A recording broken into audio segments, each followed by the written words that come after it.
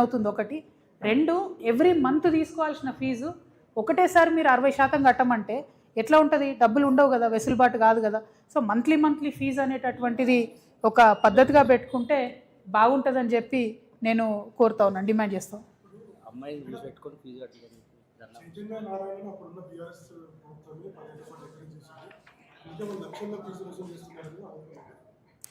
ఇప్పుడు schools, especially corporate స్కూల్స్తోని విషయం ఏంటంటే, దాదాపుగా మీరు ఏదైనా ఒక మనమన్న ఈ 2 పేర్లలో చైతన్య నారాయణ తీసుకుంటే ఒక్కొక్కరి దగ్గర 1,50,000 మంది స్టూడెంట్స్ ఉన్నారు.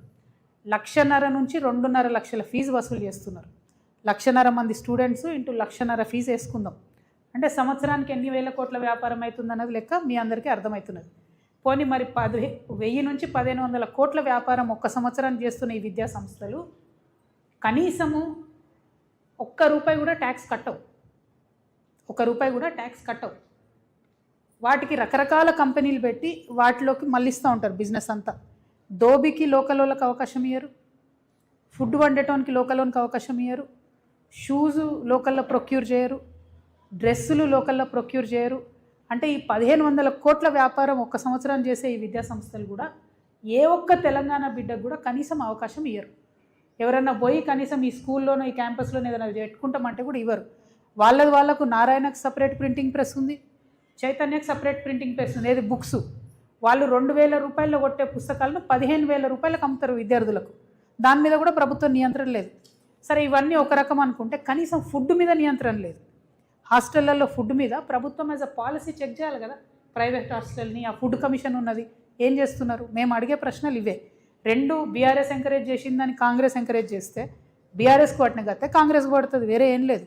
నేను అనేది పార్టీలు రిలవెంట్, పార్టీలతో సంబంధం లేదు. ఇది పిల్లల విషయం, విద్యార్థుల విషయం. ఇప్పుడు సీజన్ ఇది, స్కూల్ స్టార్ట్ అవుతున్నాయి కాబట్టి ప్రభుత్వం అర్జెంటుగా సెషన్ పెట్టి ఫీజు నియంత్రణ కమిటీని దయచేసి ఏర్పాటు చేయాలని చెప్పి నేను డిమాండ్ చేస్తున్నాను.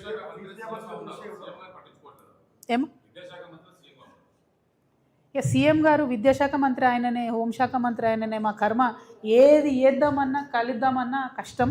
ఆయనను కలవలేము, ఆయనేమో పట్టించుకుంటాడు. ఇంకో పక్క ప్రభుత్వ గురుకులాలలో కూడా పిల్లలు చనిపోతుంటే కూడా కనీసం ముఖ్యమంత్రి గారు రివ్యూ చేయడం లేదు. చాలా దారుణమైన పరిస్థితి ఉంది. విద్యను, విద్యార్థులను ఎన్నికల ముందుకే గుర్తించారు రేవంత్ రెడ్డి గారు తప్పితే ఎన్నికలు అయినాక మాత్రం కంప్లీట్గా నిర్వీర్యం చేసింది ఈ వ్యవస్థని. It's very unfortunate.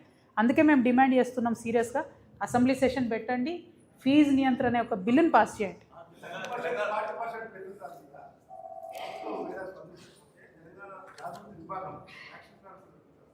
మేము ఇందాకే చెప్పినాం కదండి, ఇప్పుడేమో పిల్లల యొక్క పేరెంట్స్ ధర్నాలు చేస్తున్నారు.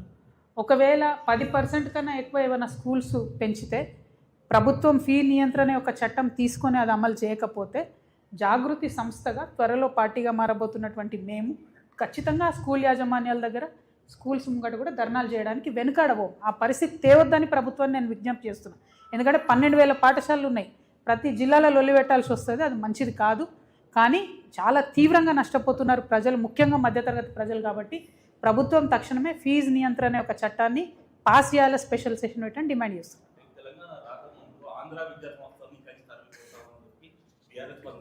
కానీ 10 ఏళ్ల కాలంలో ఆ సంస్థలనే ఎంకరేజ్ చేసింది గత ప్రభుత్వం.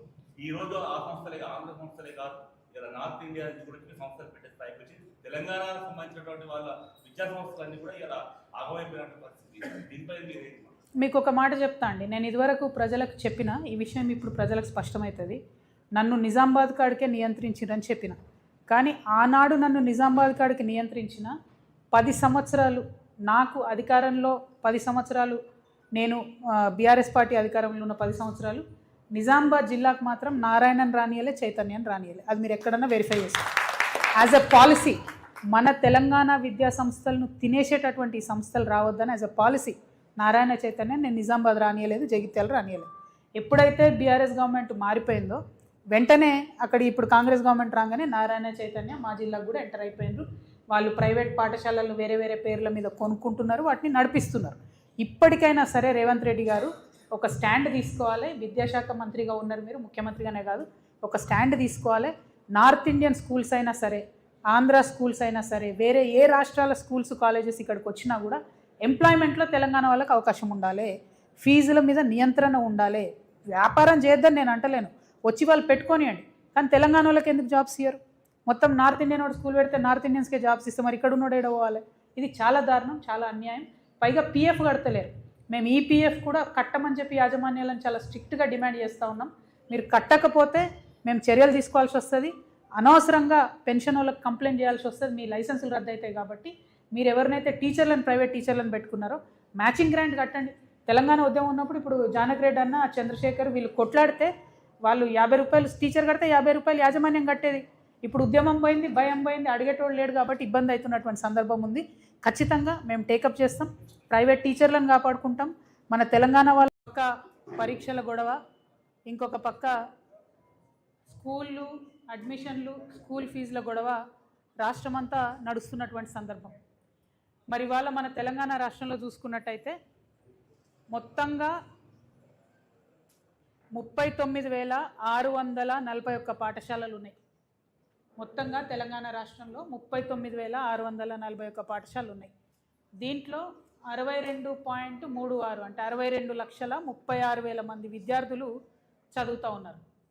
ఈ 39,641లో ప్రభుత్వ పాఠశాలలు 27,581 ప్రభుత్వ పాఠశాలలు ఉంటే ప్రైవేటు పాఠశాలలు 12,061 పాఠశాలలు ప్రైవేట్ ఉన్నాయి.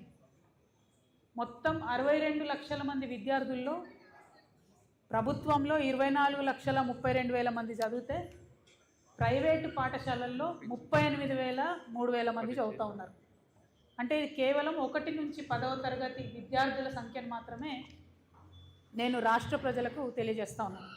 అంటే ఈ రాష్ట్రంలో 12,000 పాఠశాలలు ఉంటే అందులో 38 లక్షల మంది విద్యార్థులు 1 నుంచి 10th క్లాస్ వాళ్ళు ప్రైవేట్లో చదువుతూ ఉన్నారు. మరి ప్రైవేటు పాఠశాలలు అందులో రకరకాలు ఉన్నాయి.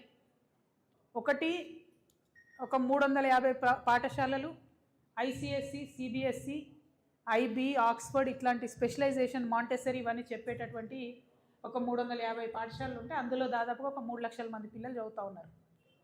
ఇంకొక 1,500 ఏమో నారాయణ, చైతన్య, కృష్ణవేణి ఇట్లా రకరకాల పేర్లతో ఇప్పుడు వచ్చే నార్త్ స్కూళ్ళు, ఐలెను, బిలెను ఇవన్నీ ఒక కార్పొరేట్ విద్యా సంస్థలు.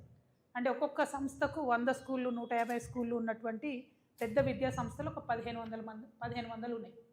అందులో దాదాపు 5 లక్షల మంది పిల్లలు కూడా చదువుతున్నారు.